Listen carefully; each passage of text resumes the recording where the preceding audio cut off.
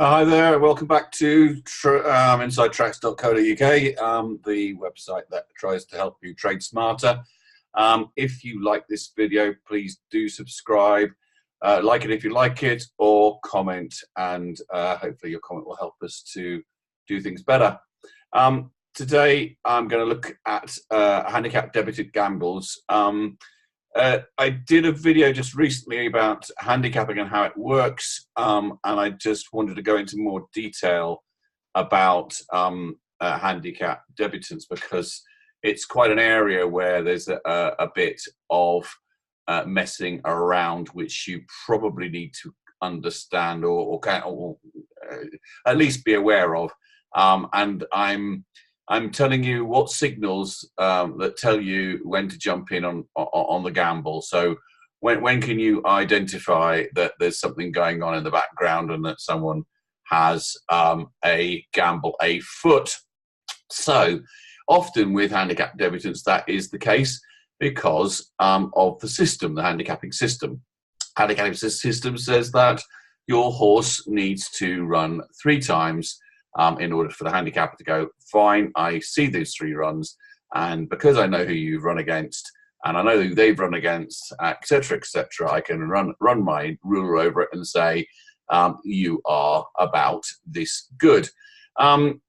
Think back to your times at school, particularly sort of little primary school, the sports day, and your teachers would run little trials of all the kiddies, and then they say, okay, we want to make the races fair. So they'd then run you against everyone else, and you would find out by running against everybody else where you were in the pecking order, and then they would put similarly talented children against each other. So the very best would be running against the best, and the not so good against the not so good. But when you're at primary school, you weren't thinking, oh, how can I win? You were just doing what the teacher told you and running as hard as you could.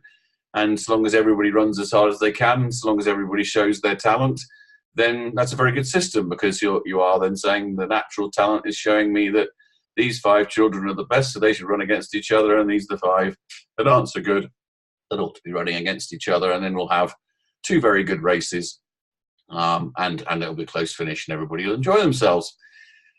So that's what you think. And at primary school, of course, the little kiddie isn't going, how can I work this system in my favour? But if you did, and you were a little kiddie and you thought, how can I win on sports day? Then surely what you would do is you would run these trial races that you were running against other kids not so well. So you maybe hobble along, or run a bit slower, or take a time, or not. You would just basically make out that you weren't quite as good as maybe you are, and then the teacher would say, oh, right, okay, well, you're not quite so good, so you go with these ones here who also aren't quite so good, and then you'll be fine. And of course, lo and behold, sports day comes, you're not as bad as you make out, and you walk it. That's what happens in racing for sure. How do they do it? Well, in those 3 races that they have to have to get a mark. So how do they get the right opening mark? Right is in inverted commas. They want the lowest opening mark they can get for their horse, for the ability it's got. So ideally, if a horse really has should be getting a rating or a mark of, say, 70, 75, 80, they would want that horse to start with a mark of in the low 60s.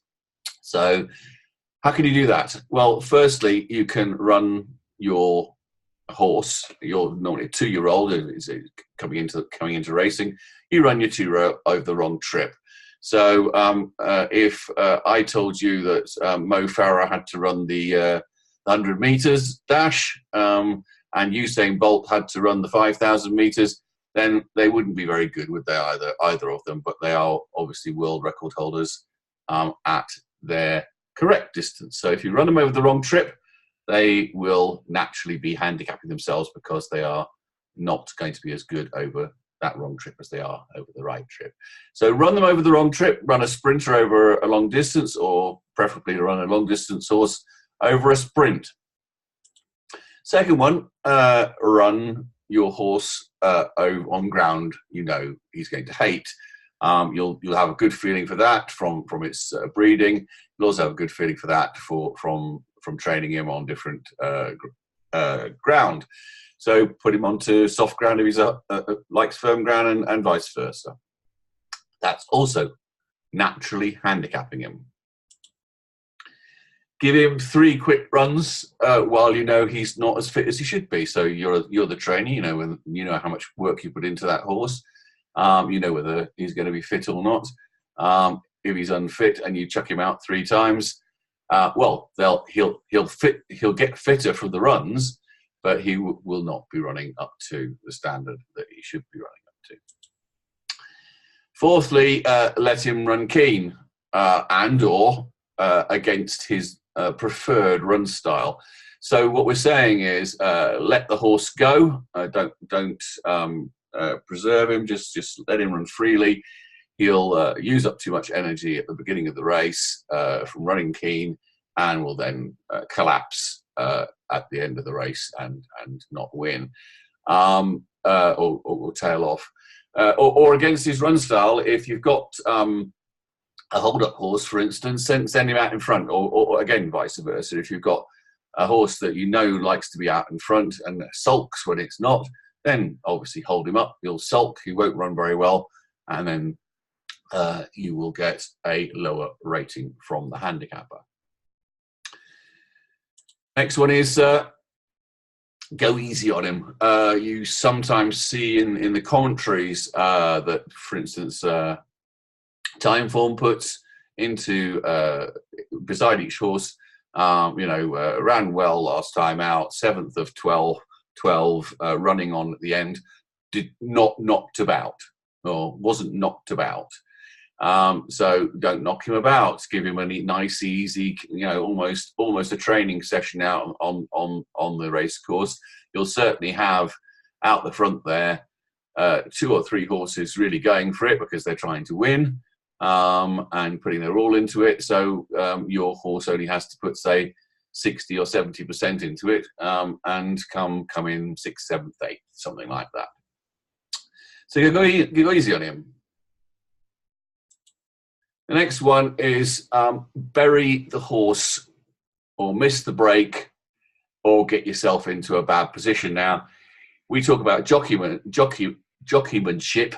As being, able to understand pace and get the best out of your horse by running it at an even pace. We talk about getting a good position and a toe into the race. We talk about getting yourself into a good position, finding a break, finding a gap, not getting stuck behind walls of horses. This is just exactly the opposite.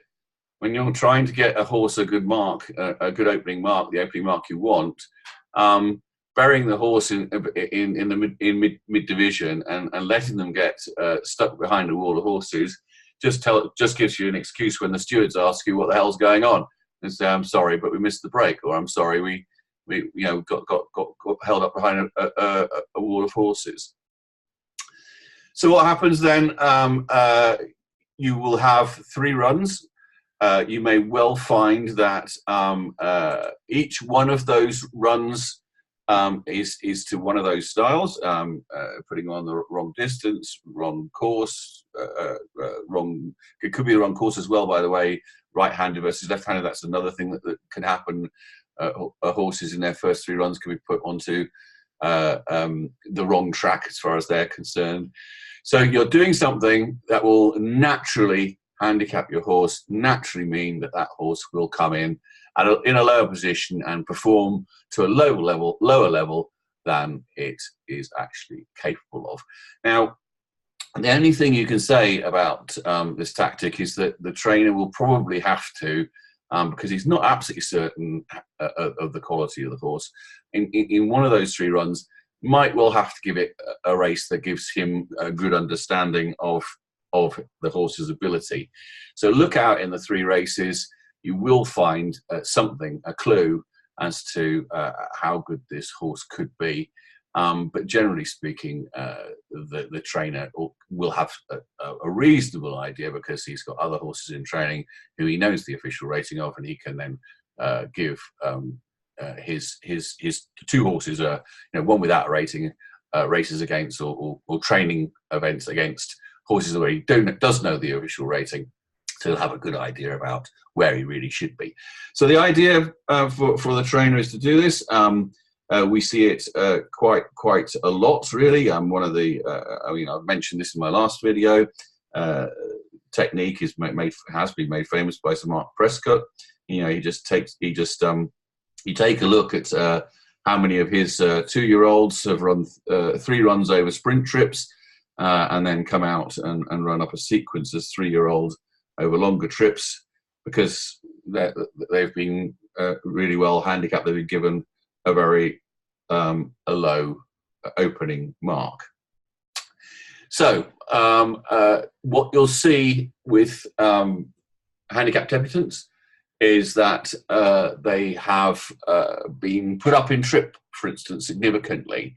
You will see that the first 3 runs they had were on left-handed tracks, and now they're on a right-handed track.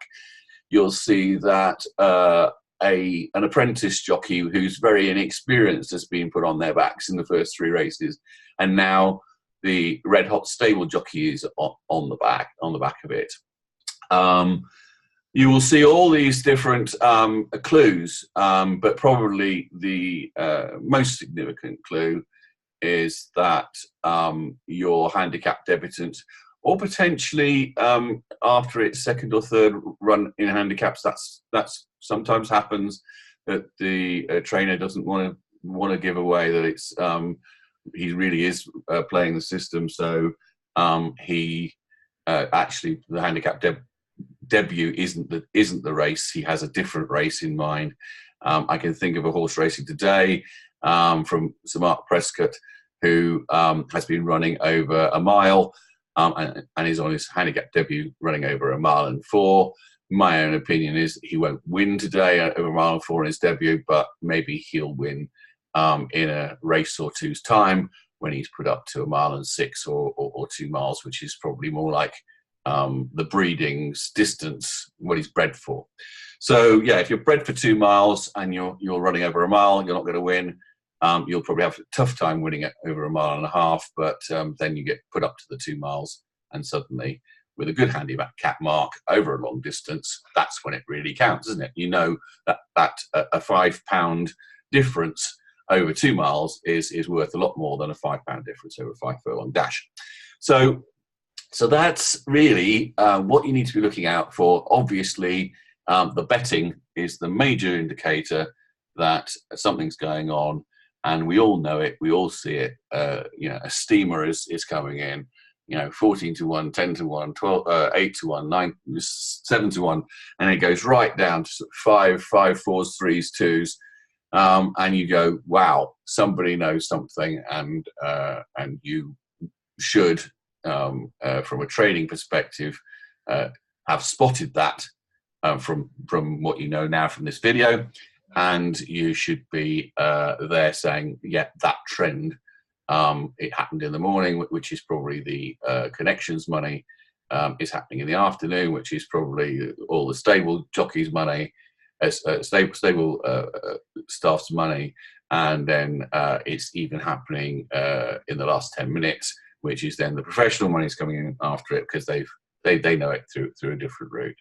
So you should definitely be on that horse and taking advantage of that direction of travel. And if you're not going to bet on the horse, then certainly go with the direction of travel of the money. Okay, I hope that's been useful. I hope you've learned a little bit. If you know any other tricks of the trade that maybe I can pass on, please do make comments and let me know. Again, if you want to keep seeing these videos when they come out, then subscribe. Like it if you like this video, and of course I've just said make comments. So very best of luck, and I hope this helps you in your trading, and I'll speak to you next time.